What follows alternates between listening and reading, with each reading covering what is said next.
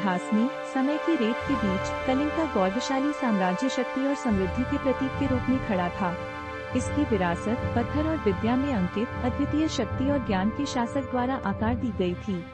यह है एरा महाराजा महामेघवाहन खारवेल की कहानी। लेकिन कलिंग का इतिहास प्राचीन भारत के सबसे विनाशकारी युद्धों में से एक कलिंग युद्ध से भी चिन्हित है।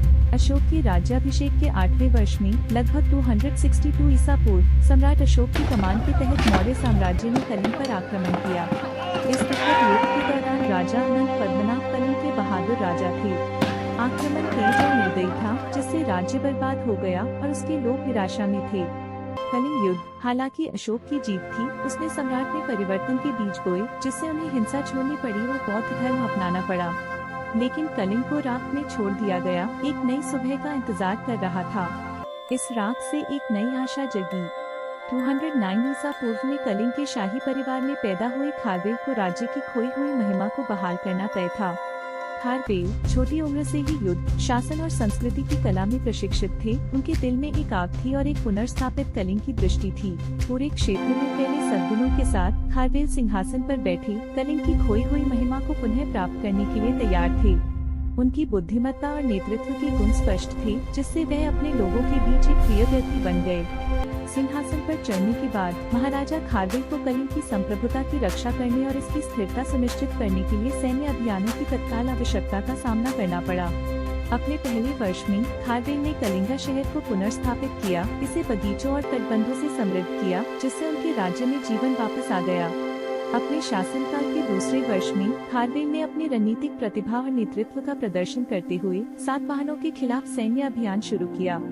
183 ईसा पूर्व गोदावरी नदी के पास पाटसन का युद्ध क्षेत्र।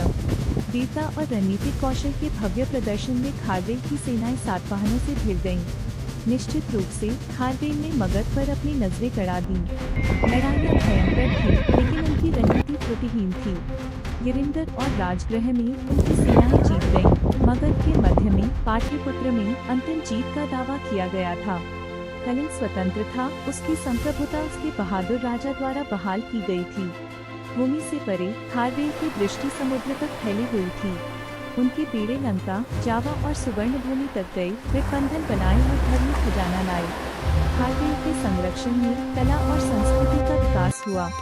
कलिंग शहर शानदार मूर्तियों, सुंदर नृत्य प्रदर्शन और आत्मा रोमांचक संगीत के साथ खिल उठा। खारवेल की विरासत वस्तुतः पत्थर पर अंकित है। उदयगिरी पहाड़ी पर खुदा हुआ हाथी गुम्फा शिलालेख उनकी उपलब्धियों और दूरदृष्टि के प्रमाण के रूप में खड़ा है। महाराजा खारवेल के शासनकाल ने इतिहास पर एक अमिट छाप छोड़ी।